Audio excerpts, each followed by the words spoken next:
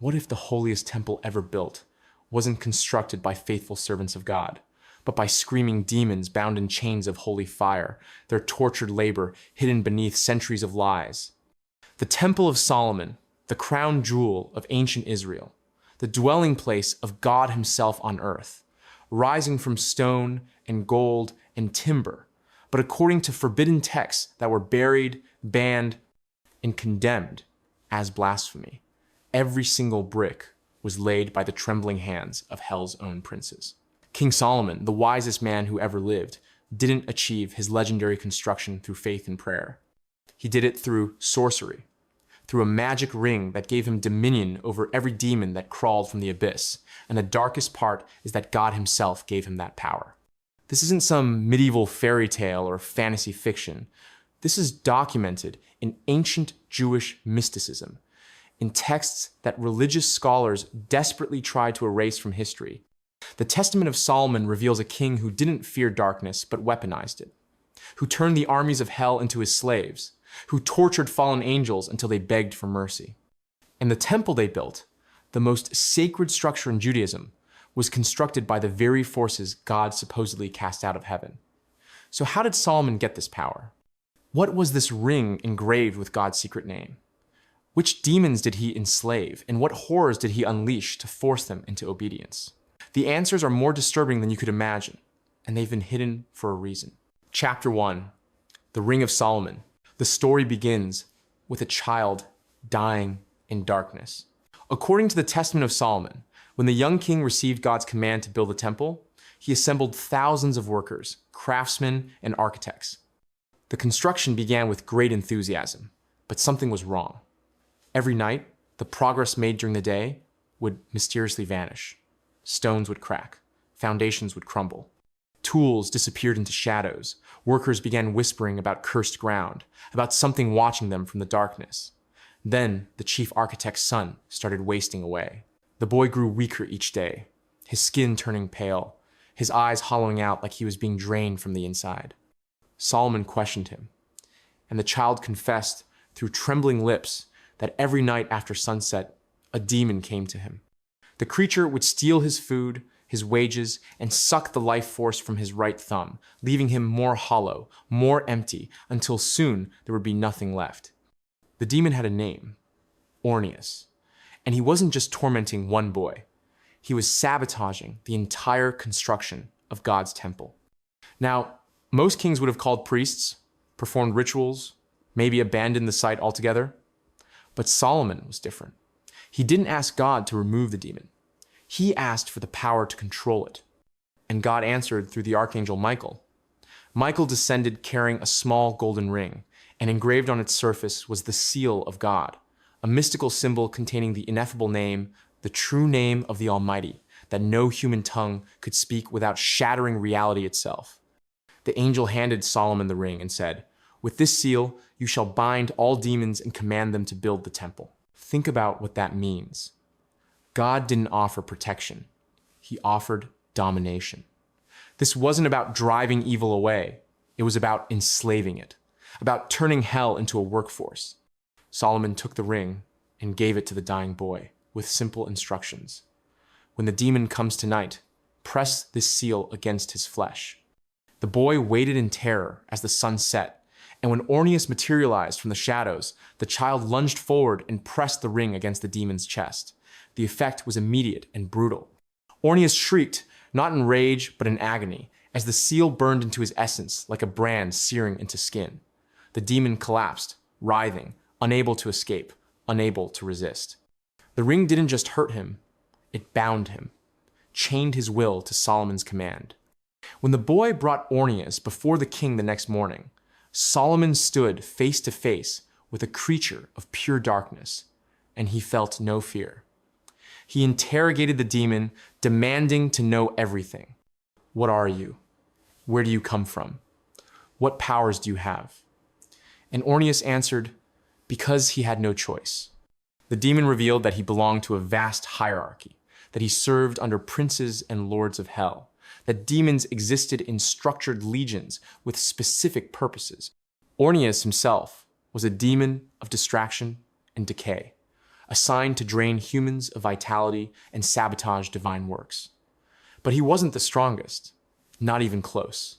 There were demons far more powerful, and Solomon wanted them all.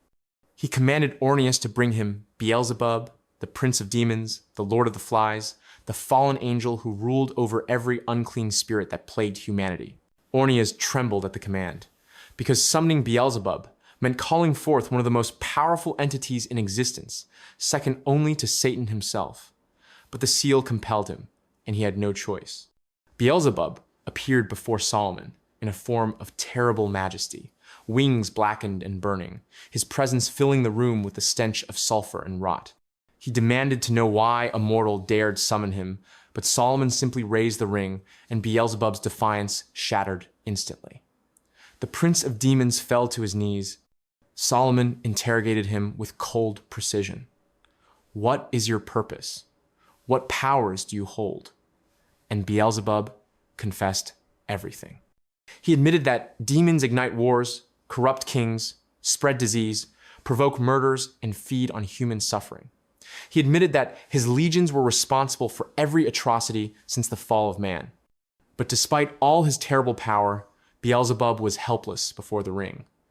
And that's when Solomon made his decree. Every demon under Beelzebub's command would be summoned and enslaved. They would quarry stone, haul timber, forge metal, and build the temple. The house of God would rise from the labor of the damned, and any demon who refused would be tormented by the seal until they begged for death. Hell had become Solomon's construction crew. Chapter 2, the Legion of Builders.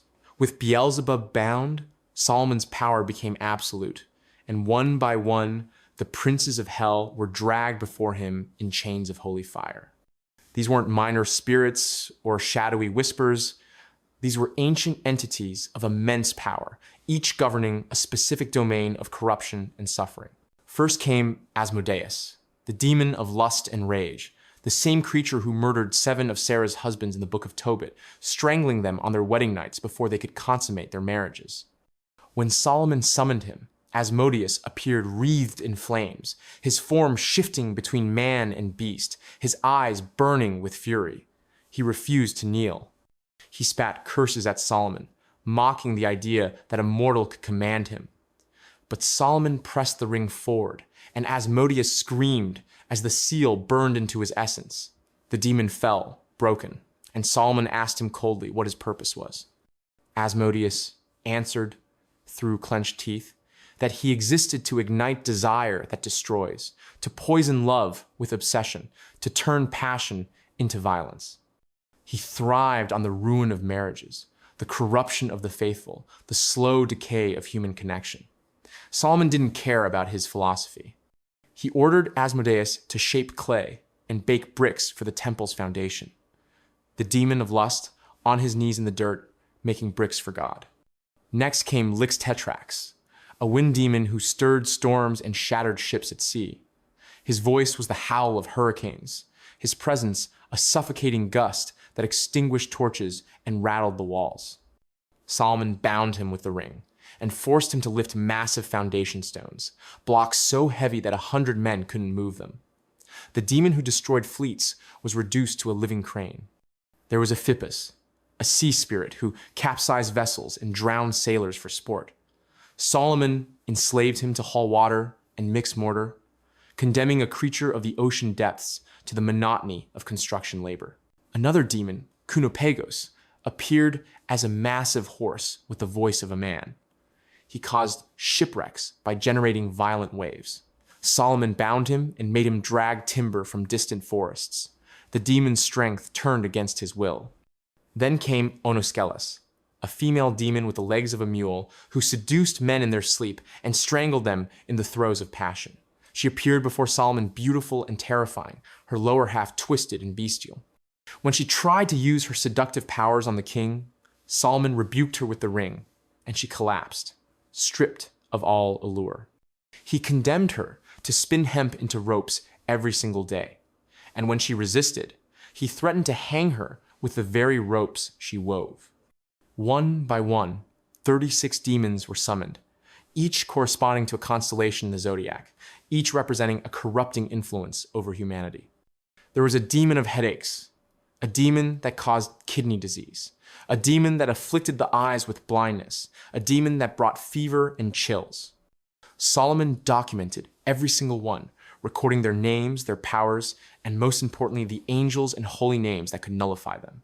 This information became the Testament of Solomon, a grimoire of demonic knowledge that later sorcerers would kill to possess. But Solomon didn't stop at demons. He went further, deeper into the abyss. He summoned the spirits of the Nephilim, the giant offspring of fallen angels and human women mentioned in Genesis. These were the abominations so wicked that God sent the flood to drown the world and erase them. But their spirits remained, wandering the earth as restless shadows. Solomon bound them too, and forced them to carve the inner chambers of the temple, the Holy of Holies, where God's presence would dwell. The irony was deliberate.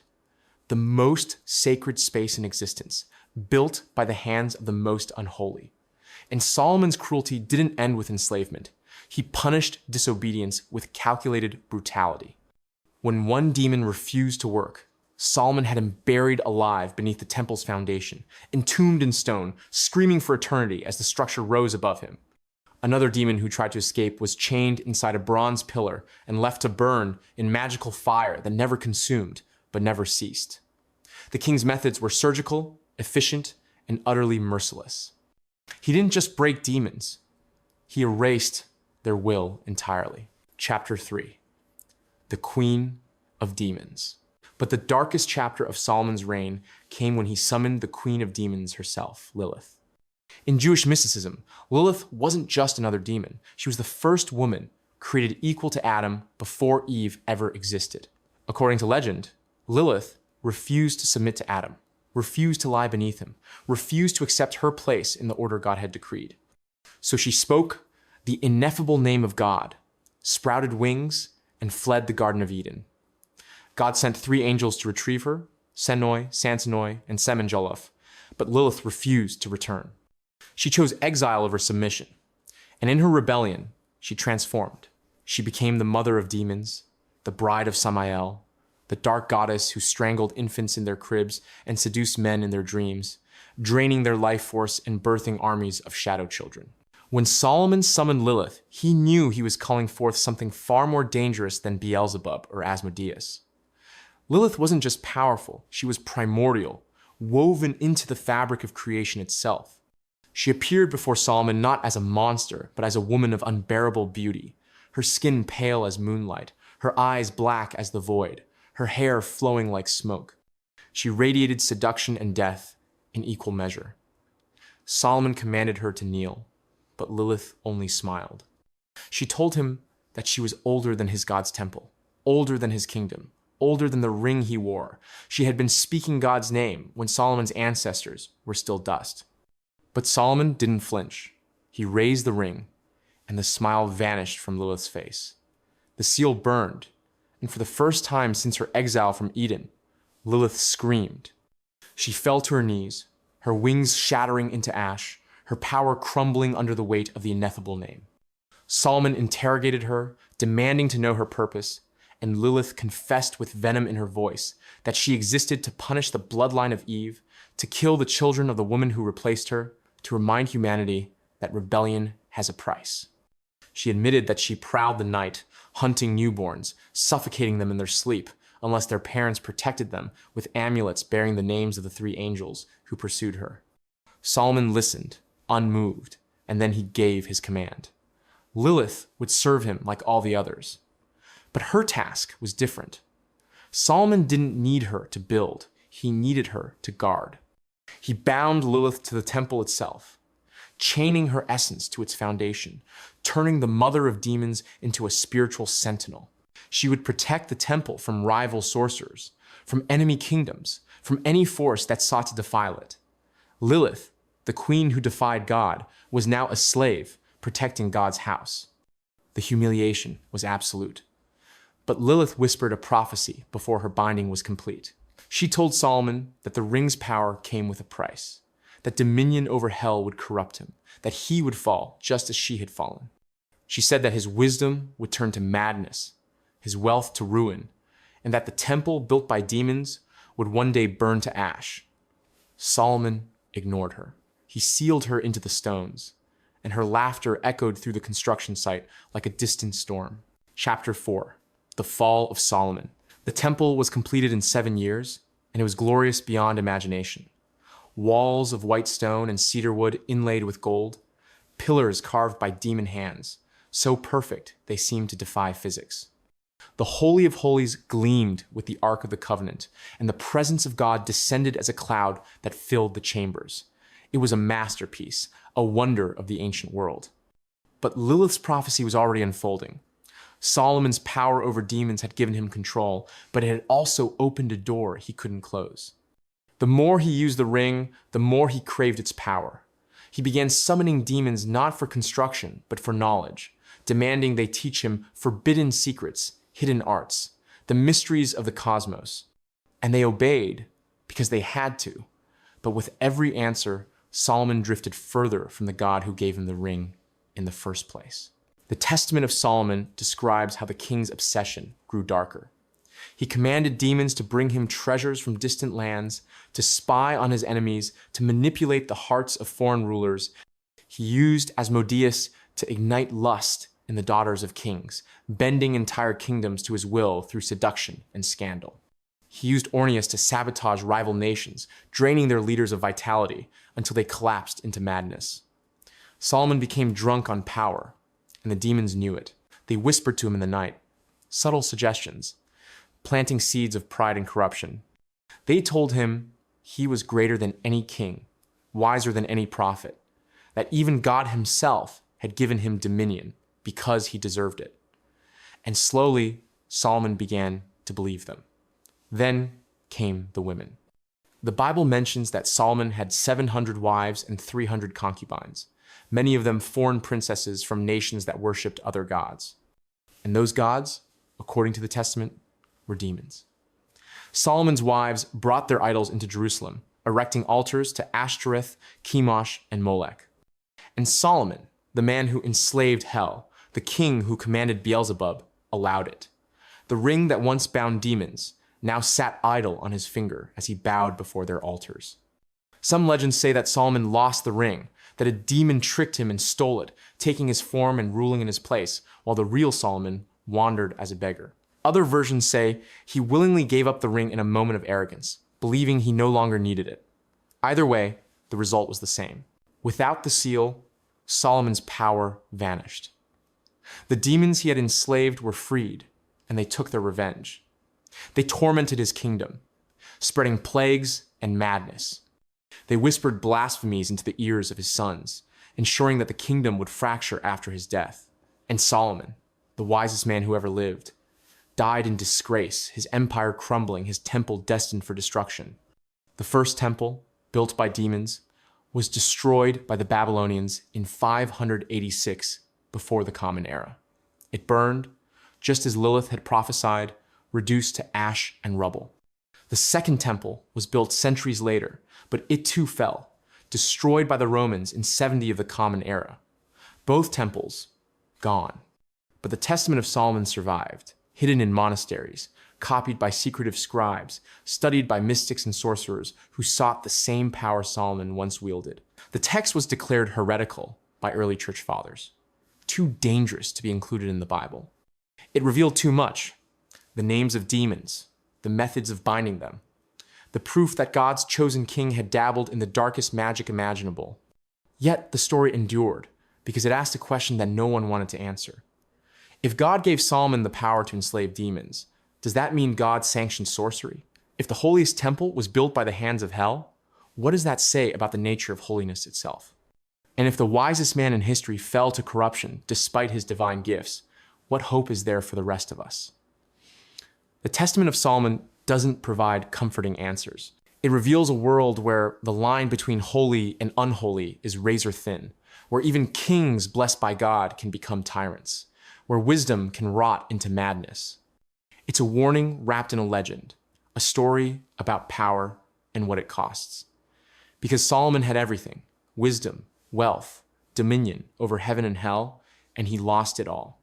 Not because he was weak, but because he believed he was untouchable. The demons didn't destroy him, his pride did. And the temple, that glorious monument built by tortured spirits and broken angels, stood for centuries as a testament to both divine glory and human arrogance. It was the house of God, constructed by the enemies of God, a contradiction carved in stone. And maybe that's the real secret of Solomon's story, that even the most sacred things are built on foundations we'd rather not examine, that power always corrupts, and that the greatest wisdom is knowing when to let go of the ring.